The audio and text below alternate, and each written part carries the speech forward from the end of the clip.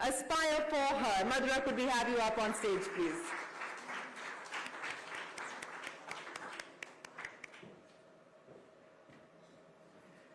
Let's keep the applause going, ladies and gentlemen.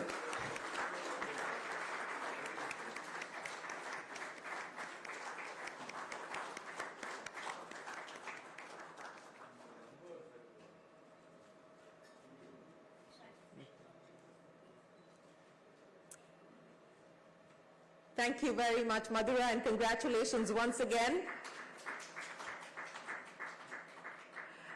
May I now call on stage Akshay Saxena of Avanti Fellows. Akshay, can we have you on stage? Ladies and gentlemen, a big round of applause.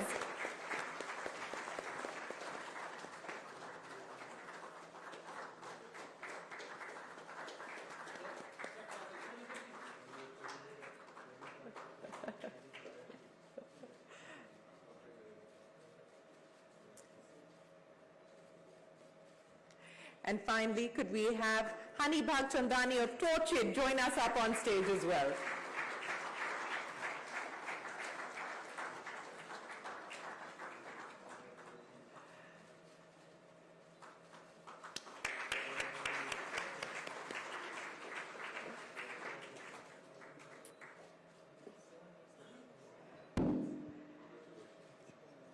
And it is that time of the evening that we've all been waiting for. The envelope has been passed on to Mrs. Hilde Schwab to do the honors.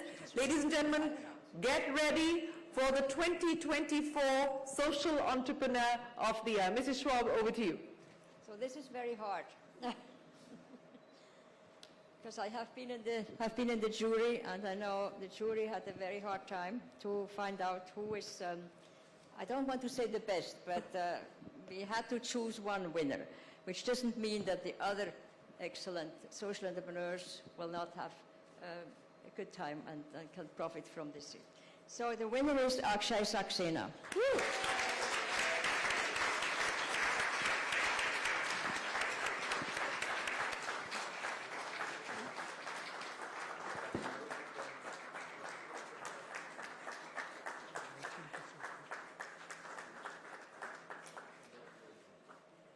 Congratulations, Akshay, and we would like to hear a few words from you before we let you go.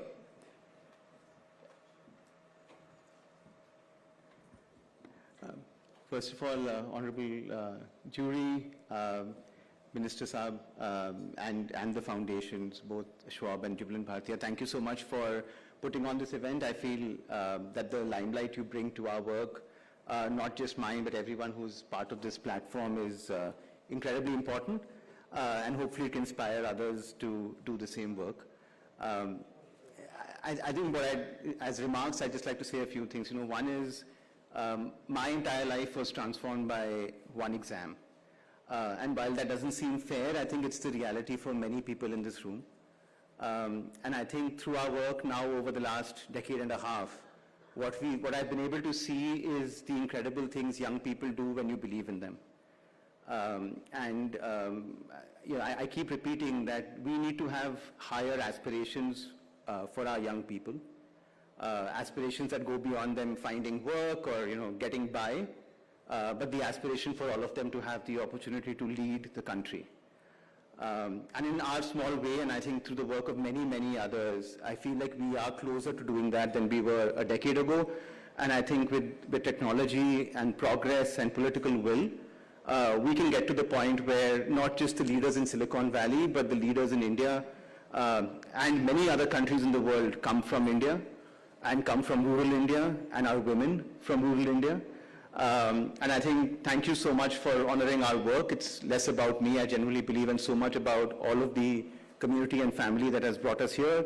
And I hope that we can, do justice to your faith and help and make sure that the next, maybe in a decade or even sooner, there is a social entrepreneur standing on the stage that comes from a low-income family in rural India. Thank you.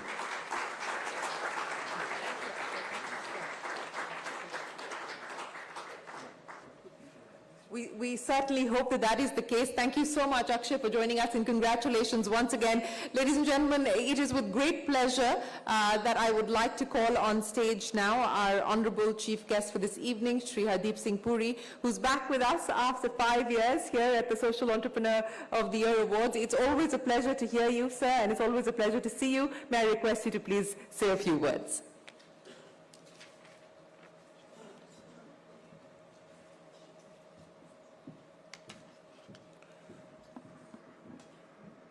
Professor Klaus Schwab, Madame Hilde Schwab, Shyam and Hari Bharatiya ji,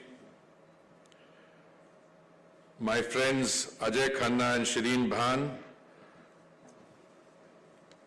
so many dignitaries and representatives of the media fraternity, friends and colleagues. I think it would be an understatement if I were to say that I'm very happy to be here on the 15th anniversary of these awards.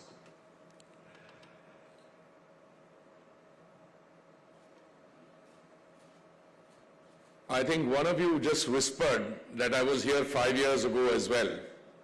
So it is out of respect for the work that is done in the area of social entrepreneurship that I'm here again today, and I think I speak on behalf of all of you that the three winners that we saw, the three presentations we saw, they were all impactful to say the least.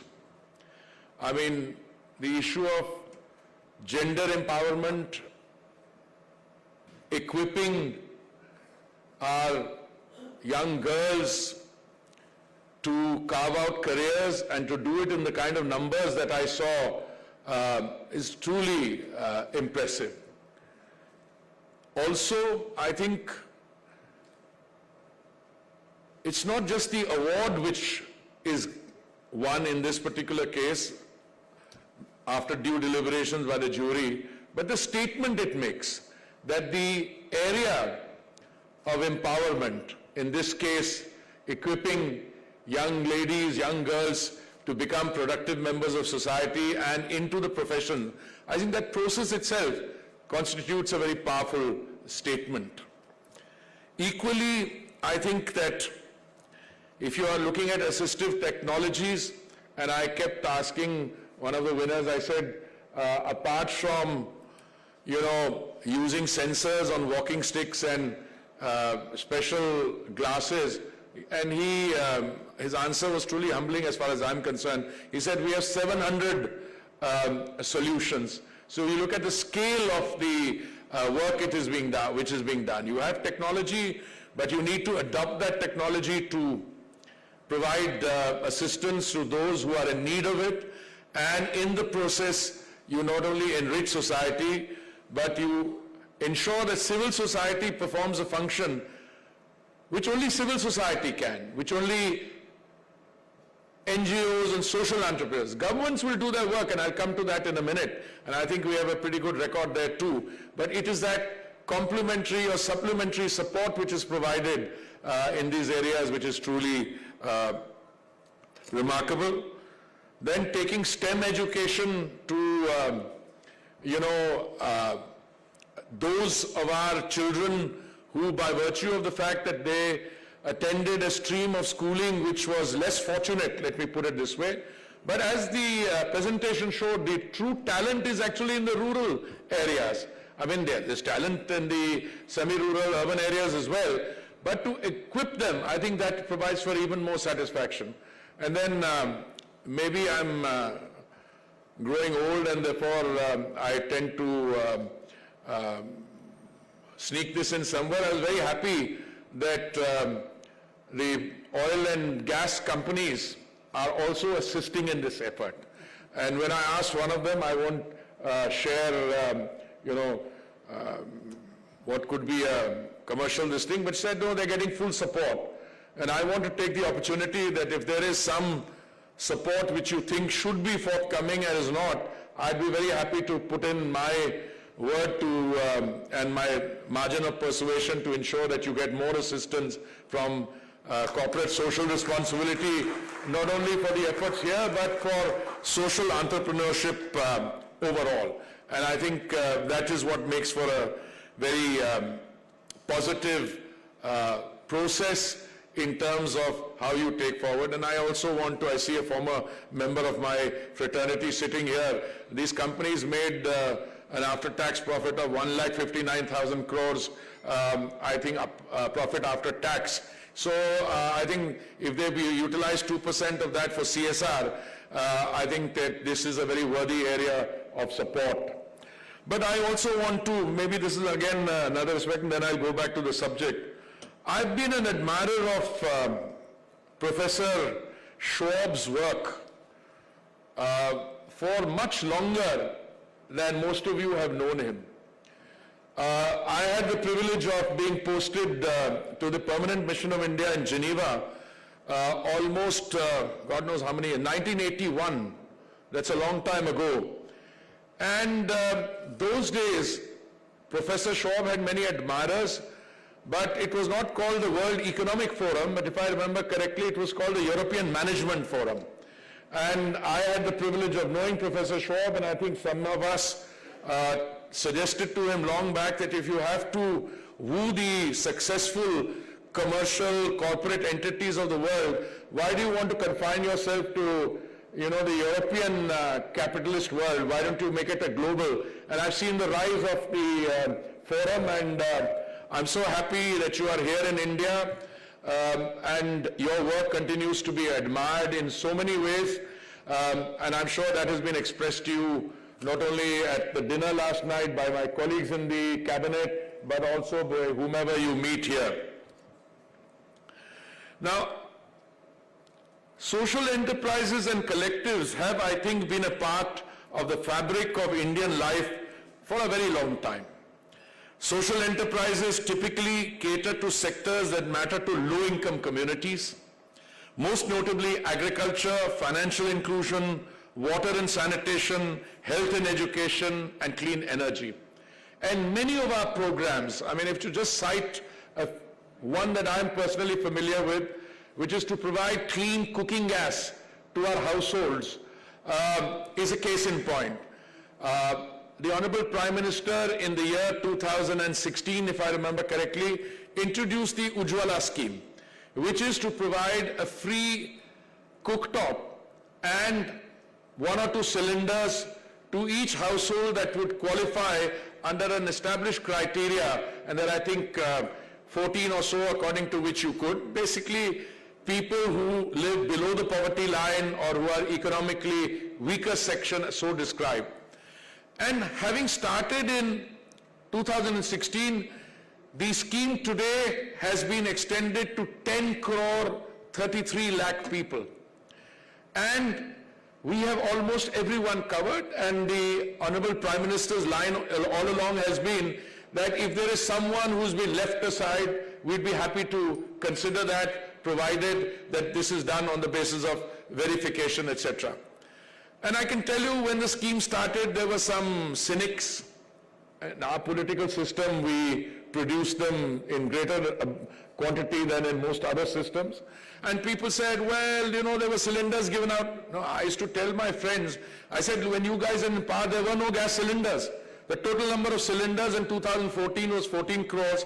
Today we've taken that figure up to 33 crores and climbing. And Ujjwala has largely gone to rural communities and the poorer sections of the rural communities. And today, we did a calculation the other day, the cost of clean cooking gas as against the coal and kerosene and wet wood that were used earlier. Today, the cost of cooking for one family for 1 day comes to just 5 rupees. And these are the Ujjwala beneficiaries. But if you look at the non-Ujjwala beneficiaries also, it comes to only 12 rupees. Where in the world do you provide cooking gas? First of all, they don't have LPG cylinder, most parts of the world. There's an enterprising businessman from Gujarat, I think from Ahmedabad, who hit on the idea that since African countries don't have LPG, and LPG comes from a refinery. I mean, it comes from, crude oil, and if you refine it, unlike natural gas, which is extracted. So he decided to sell 1 million cooktops to Kenya, and he decided to import 93 octane ethanol from Brazil. So it's a brilliant solution. I mean, they solved their green cooking problems, and here you had clean energy solved with a major boost. So I'm just providing that as an example. There have been some social development enterprises which have done very well. Some examples are Amul in Anand, Gujarat, Kudambashri Network in Kerala received a lot of prominence. It cannot be overstated enough that social enterprises have played a crucial role in the upward mobility of millions of Indians over the years. There are 2 million social enterprises, and this figure is growing quickly. The estimated market opportunity and potential for social enterprises in India is estimated to be around $8 billion or Euro 7 billion by next year. According to the Impact Investors Council, around 600 impact enterprises alone affect 500 million lives in India. And I think what you saw today on what was being not acknowledged but celebrated is a very small microcosm of what is actually happening in society, especially amongst these underprivileged, I choose my words carefully, communities, but which are showing massive upward mobility if you look at the impact of this scheme. There is also increased investor interest in India's social enterprises. The average deal size for social impact investments grew from $7.6 million to about 17.6 million between 2010 and 16. So there is acknowledgement in the corporate world on the scalability. So impact is one thing. You can always come up with priorities. You want to move away from fossil fuels. You want to provide wash, health and sanitation, etc. But then people are coming forward, and it's also an economic opportunity. So when I see highly successful international entities like the Schwab Foundation, and I want to congratulate Shyam and Hariji, you are also putting in a very strong dose. You announced, by the way, the establishment of a center today. So I think that deserves a round of applause, because that is further momentum to be provided. The Social Stock Exchange is a pioneering initiative of the Modi government, and it aims at providing social enterprises with enhanced visibility and access to capital. The SSC offers a platform for these enterprises to attract investment, measure their social impact, and demonstrate their effectiveness in addressing societal issues. Over 20 social enterprises have already been listed on that exchange. I want to take a moment to talk about social enterprises and solutions that cater to persons with disabilities. I was pleased to note that one of the shortlisted solutions for today's award focuses on increased inclusion for persons with disabilities through assistive technologies. And as I mentioned in my interaction with a gentleman who is being celebrated today, when I asked him, apart from this, how many other kind of solutions you had, and he gave me the answer of saying 700. So, I mean, that is the range and scale of work that is being done, and I think we collectively owe a great sense of gratitude to people to work to help those persons with disabilities. We in India expanded the list of recognized disabilities from 7 to 21 after the landmark Rights of Persons with Disabilities Act, which was promulgated by the Modi government in 2016. The new census will give a truer picture of the number of persons living with disabilities in the country. It is estimated that nearly 70% of those who need assistive technology do not have access to it in India, which means the scope for work in using assistive technologies for people who have disabilities and to help them lead productive lives in spite of those disabilities, is a massive scale and a scope, and I am glad that this is being addressed in a focused manner. The lack of accessibility increases their vulnerabilities and curtails their access to transport services, sanitation, health, education, and other public services. I can tell you with a degree of pride that during the 7 years that I was Housing and Urban Affairs Minister, we enacted this into law that if you have to construct a building, then it has to be user-friendly for people with disabilities. So instead of stairs, you have ramps, you have all kinds of other facilities, and that is also a reflection of the increased awareness of the need to do so. The Modi government has continually demonstrated its efforts to promote disability inclusion. Some notable examples include the Sugamaya Bharat campaign, also known as the Accessible India campaign, which was launched in 2015, and the implementation of the Rights of Persons with Disabilities Act and rules in 2017. Over 43 lakh UDID cards or unique disability ID cards have been issued to persons with disabilities. Nearly 150,000 persons have benefited from skill development initiatives. The Ministry of Housing and Urban Affairs, which I was associated with for 7 years, created the harmonized guidelines for universal design of space standards for India in 2019. These guidelines move away from the narrow interpretation of barrier-free environments to a broader concept of universally designed spaces. I want to conclude by saying that the partnership between corporate entities, foundations, and social enterprises is essential for advancing our shared goals. I congratulate the collaboration between the Schwab Foundation for Social Entrepreneurship and the Jubilant Bharatiya Foundation, which exemplifies how combining resources, expertise, and passion can lead to important solutions for societal change. To all the finalists and participants, all I can say is that your work is truly inspiring. I am confident that your efforts will continue to make a profound impact as it is already. And I urge the youth to draw inspiration from the social entrepreneurs here and choose paths that will shape both the future and the future of our countries. Many, many thanks. Thank you very much.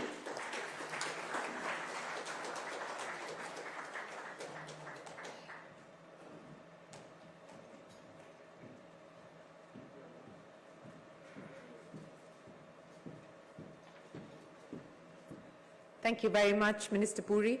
I'd also like to take the opportunity now to request Professor Schwab, who's here with us in person this year, to say a few words.